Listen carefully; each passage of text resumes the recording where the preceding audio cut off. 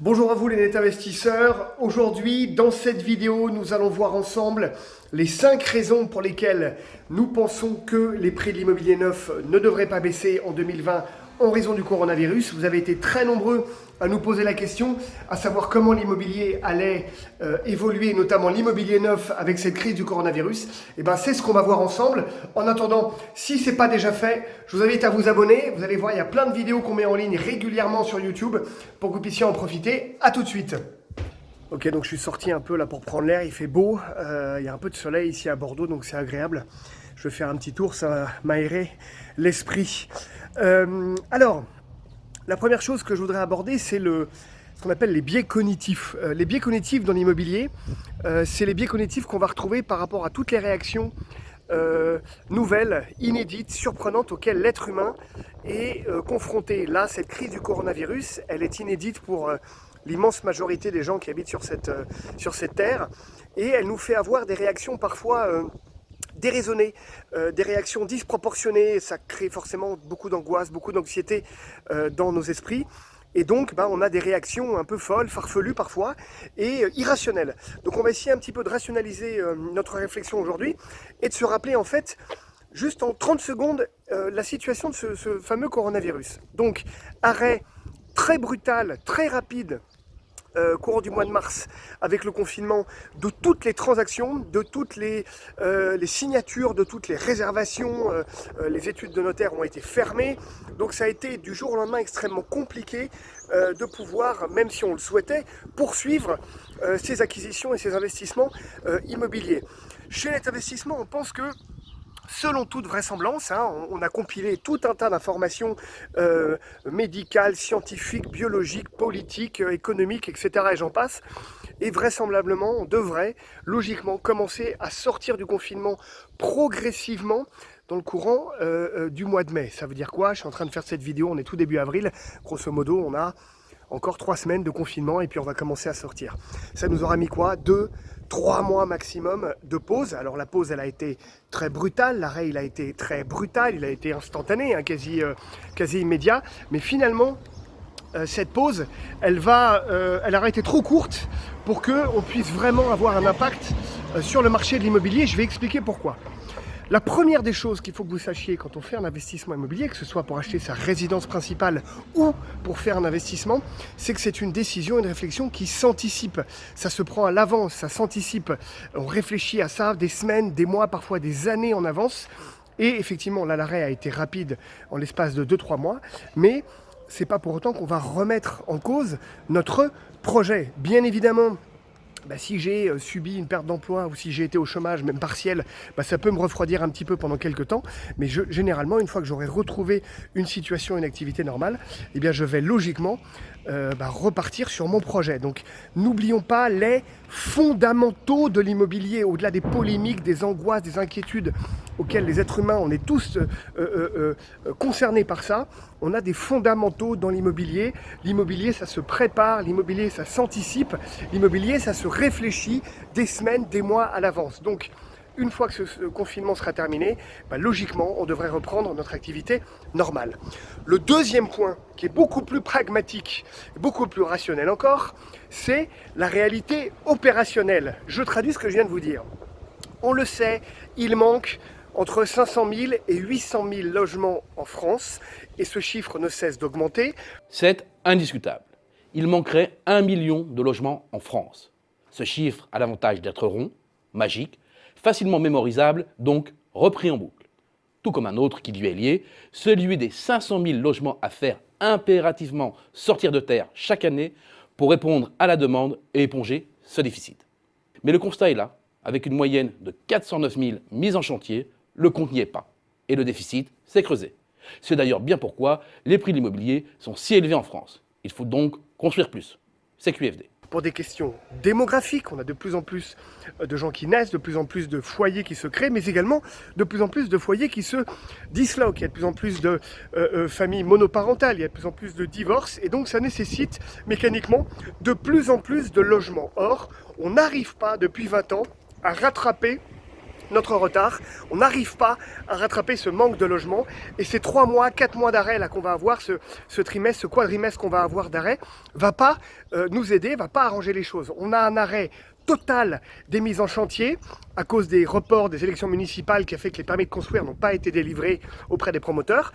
On a un arrêt total des chantiers en cours, ce qui fait que tous les chantiers, les travaux, les constructions qui étaient en cours ont été gelés.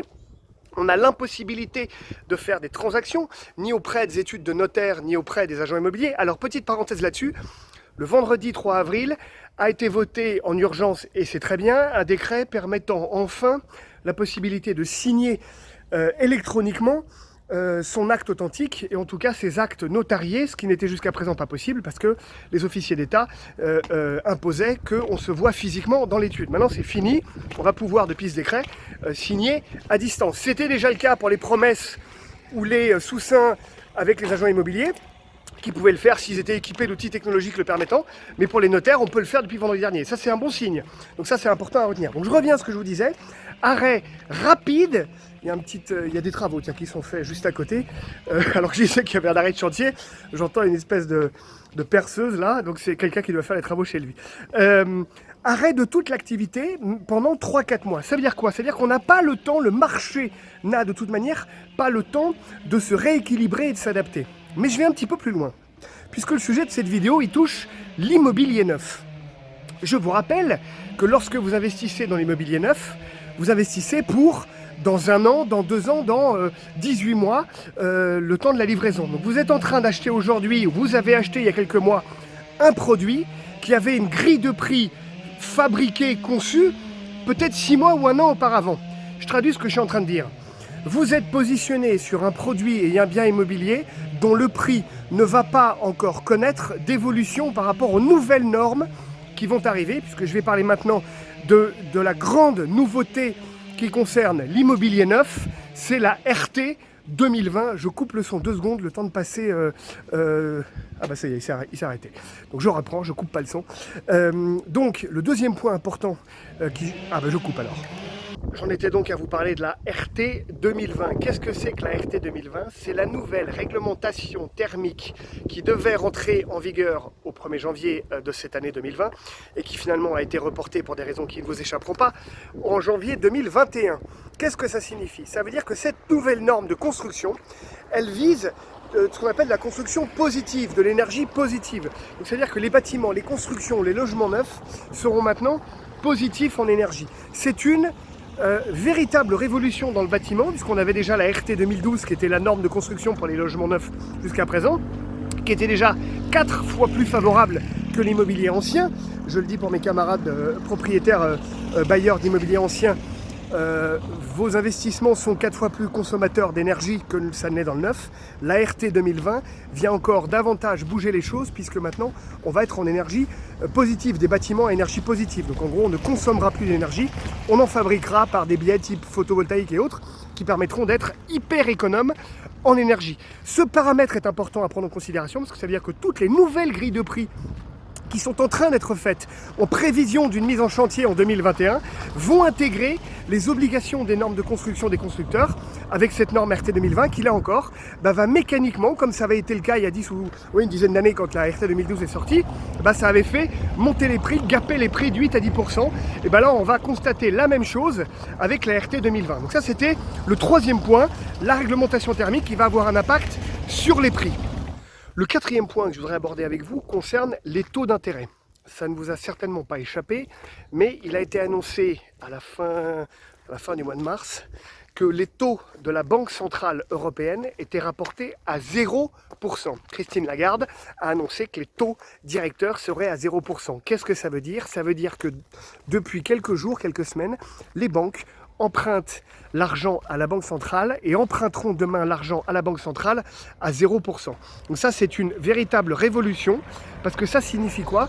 Ça signifie que forcément vous allez pouvoir emprunter vous-même pour votre achat de résidence principale ou votre investissement locatif comme jamais auparavant en termes de conditions. Ça c'est une vraie nouveauté et il ne faut pas le négliger. Au-delà de ça, parce que je vois déjà arriver une batterie de commentaires empreints d'amour et de bienveillance nous concernant, qui vont dire que oui, mais comment est-ce qu'on peut emprunter quand on a une baisse de revenus ou quand on a une situation financière qui est dégradée. Les conditions d'obtention de financement en France étaient jusqu'à présent très bien et soigneusement encadrées par ce qu'on appelle la loi Scrivener, qui prévoit un taux d'endettement maximum pour chaque foyer à hauteur de 33%. C'est ce qui permet notamment d'éviter le surendettement que les Américains ont pu connaître il y a une dizaine d'années. Ça, c'est une bonne chose, mais les règles c'était un petit peu durci ces 12-18 derniers mois, parce que tout simplement, il y avait tellement de demandes de financement auprès des banques. Pourquoi? Parce que l'immobilier se porte très bien et qu'il y a plus de gens qui veulent acheter que de gens qui veulent vendre jusqu'à nouvel ordre, et que donc les banques faisaient un peu la fine bouche à choisir un peu leur dossier et à se concentrer uniquement sur les meilleurs, on va dire, les meilleurs profils. Eh bien, les banques pourraient être pressées par l'administration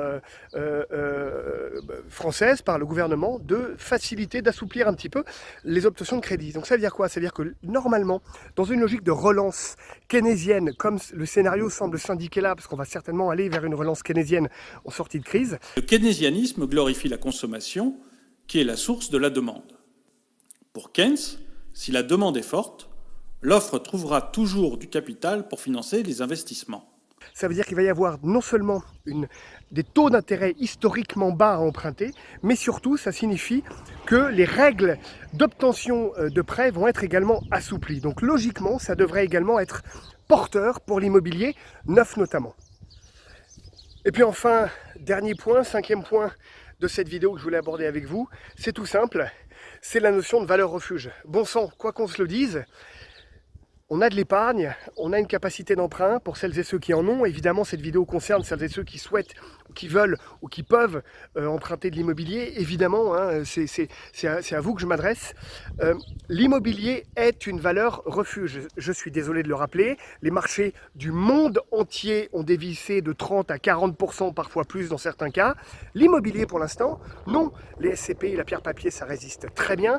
Les prix de l'immobilier, même à Paris, qui s'était un petit peu tassé un peu au début d'année, pour l'instant n'ont pas connu de grosses baisses. Donc l'immobilier reste une valeur refuge avec un point hyper important concernant le risque. Ce n'est pas vous qui portez le risque. Dans la mesure où c'est la banque qui vous prête l'argent, c'est la banque qui porte le risque. Je traduis, si vous ne remboursez pas votre prêt, la banque saisit votre bien. Donc votre risque en fait est limité à votre apport. D'accord? Donc si ça fait 2 ans que vous avez acheté votre résidence principale, votre risque il est sur la quote-part de capital que vous remboursez depuis 2 ans. Les 90% restants de capital sont un risque porté par la banque. Donc pour celles et ceux qui sont des communautaristes de la fin du système bancaire et qui pensent que tout va s'effondrer et que les banques vont s'effondrer, formidable, c'est une excellente nouvelle, dépêchez-vous d'emprunter, parce que à suivre votre raisonnement, les banques vont faire faillite bientôt, et donc forcément, votre créancier n'étant plus solvable, vous n'aurez plus besoin de le rembourser. Trêve de plaisanterie, on ne fait évidemment pas partie de cette catégorie d'individus. Nous, on pense que le système bancaire va tenir parce que c'est un besoin impétueux de l'humanité et du système français que le système bancaire tienne. Donc, il faut simplement se dire que le risque est porté par la banque parce que vous pouvez encore vous faire financer en quasi-totalité votre investissement immobilier. Donc, valeur refuge, risque déporté, contrairement à un placement financier où c'est vous qui devez supporter la totalité du risque avec votre argent. Là, vous pouvez vous faire financer la totalité de votre investissement par votre banque. Investissement qui se prend et qui se réfléchit des semaines, des mois, parfois des années à l'avance. Arrêt très brutal, mais beaucoup trop court du marché de l'immobilier dans son ensemble pour qu'on ait le temps de voir des impacts significatifs sur la baisse du prix. Voilà les raisons pour lesquelles nous pensons que normalement, dans la mesure où le confinement ne durerait pas 6 mois, cela va de soi, si on était confiné jusqu'au mois de septembre, la donne serait absolument différente. Mais dans cette hypothèse-là, et nous on continue à être convaincus que cette hypothèse-là, il n'y a pas de raison que l'immobilier neuf voit ses prix baisser de manière significative. Évidemment, tant que vous choisissez soigneusement la ville ou la zone dans laquelle vous investissez. Voilà, cette vidéo est terminée, j'espère qu'elle vous a plu. Je vous dis à très bientôt pour de nouvelles vidéos. D'ici là, portez-vous bien, restez chez vous et à très vite. Ciao.